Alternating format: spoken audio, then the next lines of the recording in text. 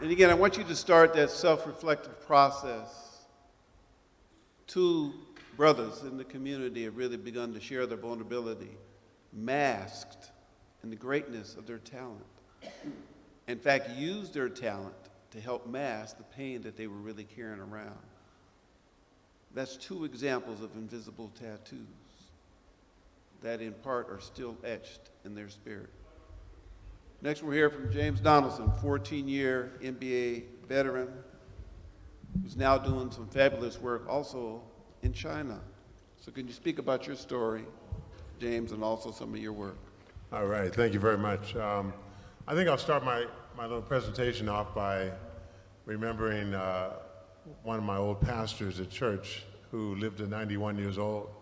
And he used to always tell us, for 40 years I was sitting up there in the congregation, that if you haven't gone through hard times yet, just keep on living. That's right. Just keep on living. And he lived to 91. His last year or two, he's in a wheelchair bound, 24-hour care, people taking care of his every need.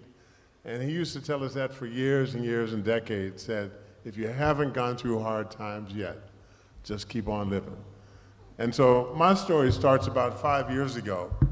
As a top-notch athlete all my life, finally getting to the age of 57 years old, I had an aortic dissection, which is a very, very serious heart ailment that happens to the aorta that comes off your heart. And if it ruptures, you just bleed out within a matter of seconds. Your last few heartbeats is just pushing the blood out and you're done. And I got that close to that happening to me, so I actually went to my doctor's office and fell out in his waiting room. And they did a quick scan on me, could tell something was drastically wrong, threw me into 11.5-hour open heart surgery and 2.5 months in intensive care with about 2 weeks in a coma, medically induced coma. So that was January 2015. And I was trying to make it through 2015, having to be taken care of for the next 12 months or so, trying to regain my strength, regain my life, my identity, who I was.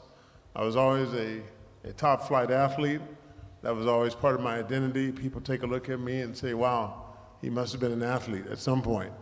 And even they still do that now, but back in the day, you can imagine.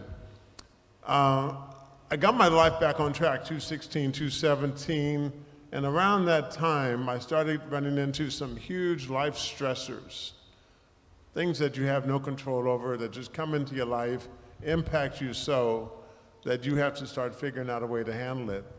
And if you get too many of these things on top of one another, you will start thinking about how to exit this life. And that's exactly where I was in 2017. First of all, my mother passed away, and that's always a very dreadful impact to anybody. My wife of 5 years packed up and just walked out without a note, without a message, without saying goodbye, and I never heard back from her. My business I had for about 28 years went upside down financially.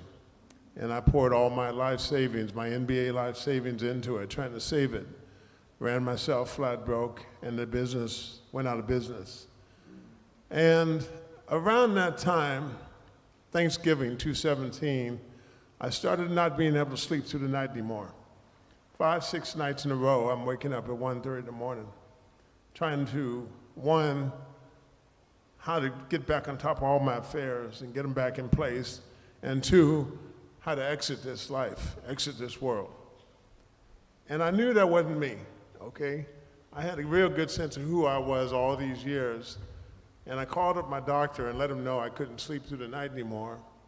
I thought he was going to give me a couple simple sleeping pills to get through the night. He started asking me questions about what's going on in my life.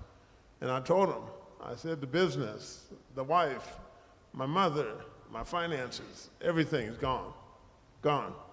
And I have no reason to live anymore. And so he put me on some prescription medication. That was the first step I took, was seeking medical help. And a lot of times in our communities of color, us being people of color, mental health is one of the last things we want to address. We want to admit that we're dealing with, but we have to be able to make that call to your medical professional. Get help in a medical sense. I got a behavior counselor to work with me. And then on my own accord, I reached out to a small, intimate group of friends who had known me for the last 30, 40 years. My old basketball coach in college, my old NBA basketball coach, guys that had known me for 40 years. And they stayed with me. And I told them, I said, hey, sometimes I need somebody to call at 1:30 in the morning when I can't get back to sleep. And I need you guys to call me once or twice a week to check in on me.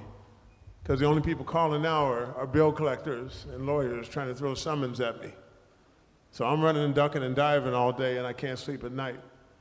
And that's kind of my story. It took me a good 12 months to work my way through all of that, to realize that I still have a reason to be here.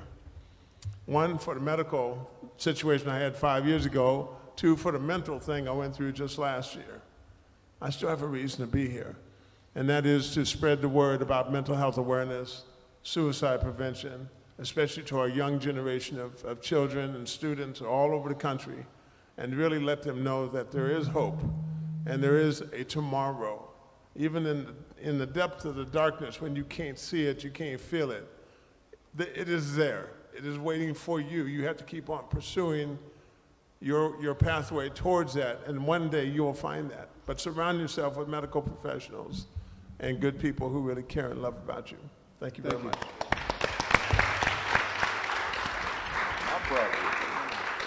See, one of the themes you